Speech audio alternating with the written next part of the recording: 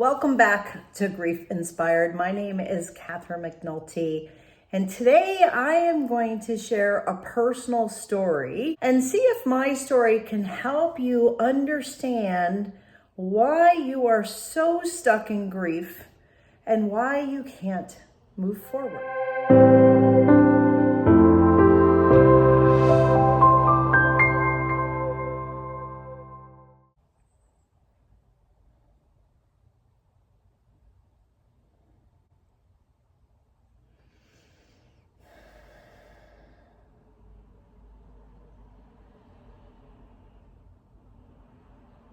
So let's start by talking about what it means to be stuck in grief. To be stuck in grief means that we aren't moving forward, that we're not making progress, that we're not processing our grief, and we are just staying stuck. Some people talk about it by saying, I feel like my feet are in cement. Some people say, I feel like I've had the rug pulled out from underneath me. I've been punched in the gut by my grief. Some people say, I don't know what is happening, but I just can't move past this. I can't get past it. That's what it means to be stuck in grief. And you might be stuck in anger. You might be stuck in guilt. You might be stuck in perpetual sadness. And so I want to share a story with you because, as many of you know, it took me 2 years before I forced myself or had to go and get help for my grief. I had been grieving but stuck. I was walking through life like a zombie. Nothing seemed to have meaning. I was going through the motions. I was doing the things I had to do. I was going to work. I was coming home. I was doing the laundry. I was taking care of the things that I had to take care of. But I really wasn't living. I had lost the joy in life. I didn't know that there was a path forward.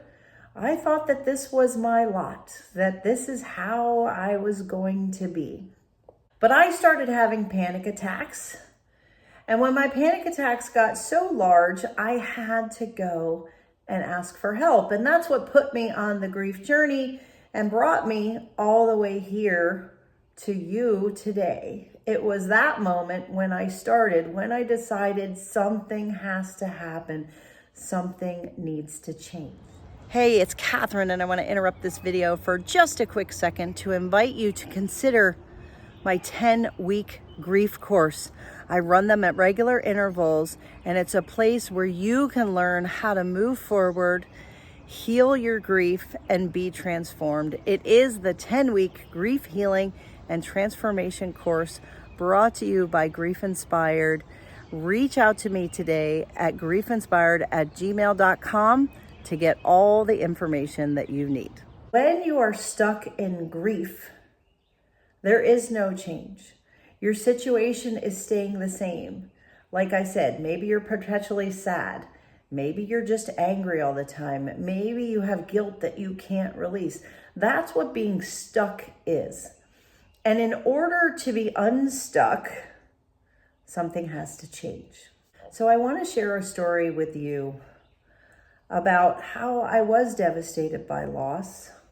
I wanted to feel better. I was motivated to feel better. I didn't want to be sad anymore. I was really stuck in a deep, dark depression for 2 years. And even after I started getting help and learning about my grief and learning about what was next for me and trying to find hope for my future, I was still stuck in that sadness. And I was stuck in sadness because I didn't know anything else. I had gotten to a place where my connection with my son, who had died after 42 days, my connection to him was my pain. I didn't have a lot of other experiences with him. So I got really tied to the pain of his loss, of being sad, of feeling like I had been wronged, like maybe I had done something wrong, that I was somehow not worthy to be a mother, that I wasn't worthy to be happy. And so I was really stuck in a sadness of grief. Even when I wanted things to be different, I wanted to let go of the pain. You may want to let go of the anger. You may want to let go of guilt. I couldn't figure out what I was doing wrong. And it took me a while, and I eventually realized that what was keeping me stuck was the awareness that all I had of the memories of my son was the pain. The pain of worrying about him those 42 days that he was in the NICU. The pain of looking at his bedside, praying every day that he would be okay, hoping that he would live, even though the doctors were telling me there's a good chance he won't. Wanting to believe, wanting to hope, but being perpetually sad that my son wasn't going to be okay. And as I grieved him, I got really comfortable with being sad. I forgot what it felt like to be happy. I forgot what it felt like to laugh, to smile, to find joy in even the simplest of things. My life was devoid of all joy. And even when I said, I know I should be happy, I want to be happy, I didn't know how. And what I had was an awareness of how stuck I was.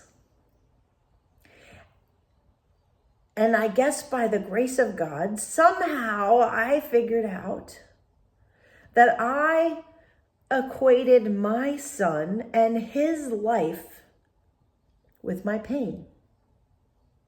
My pain was so overwhelming that it was my entire experience. It was all that I knew.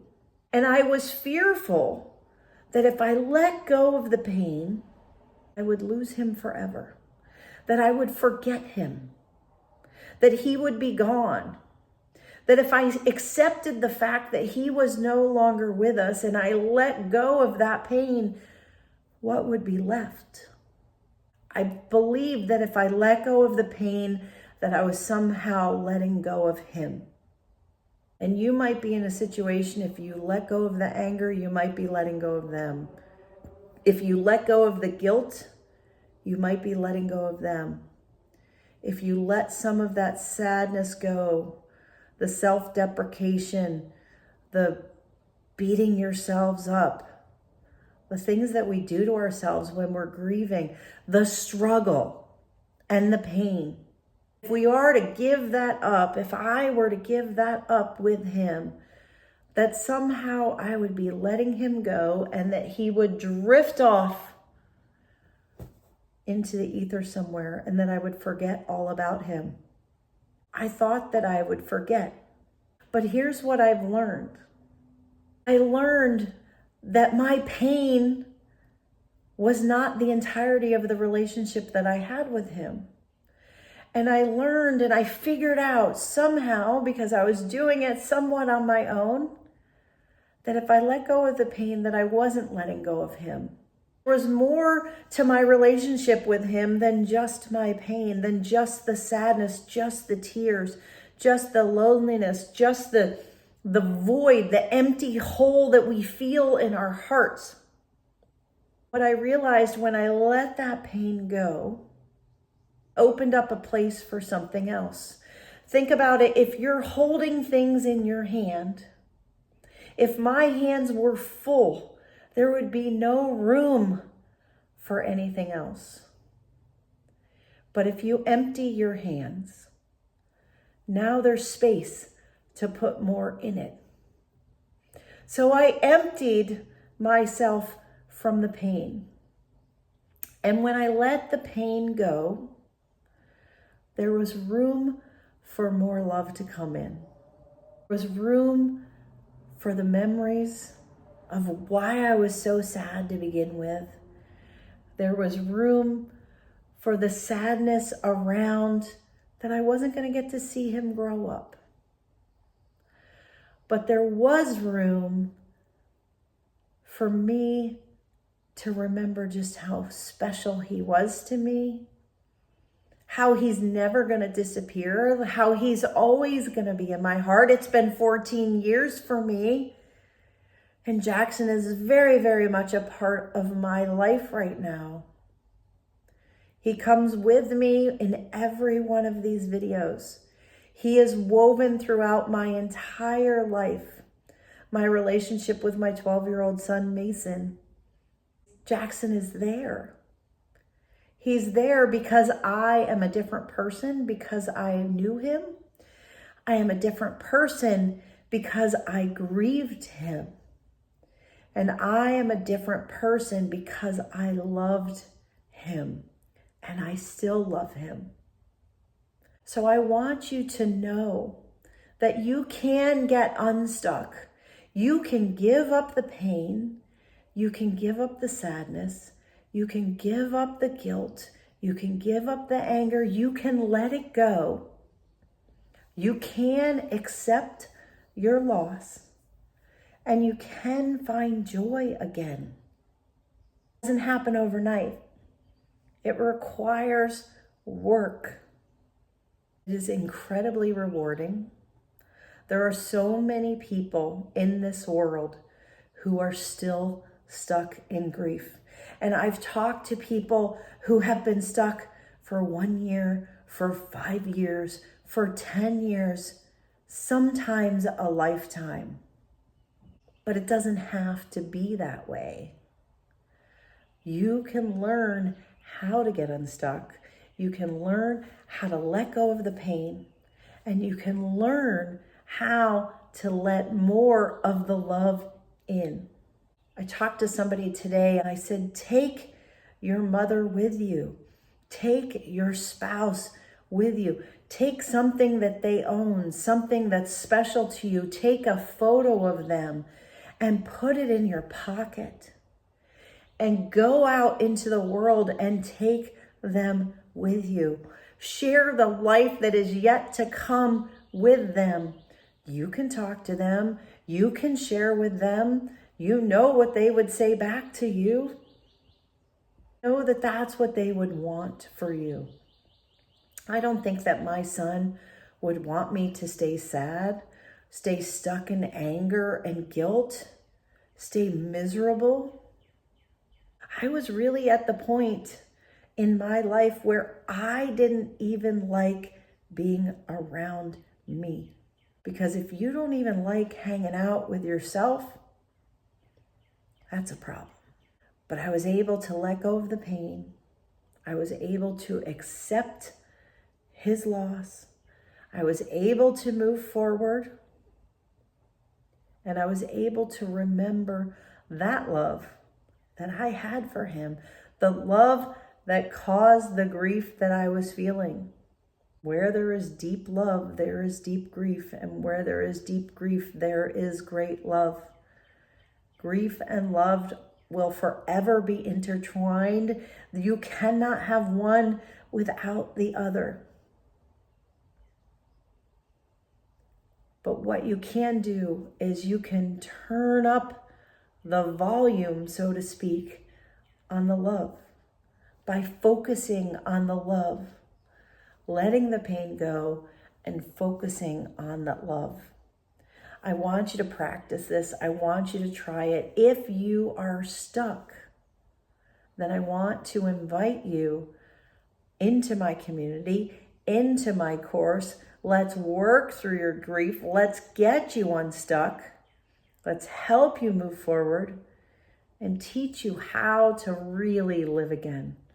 You deserve to be happy. It's what your loved one would want. And I think ultimately, it's what you would want too.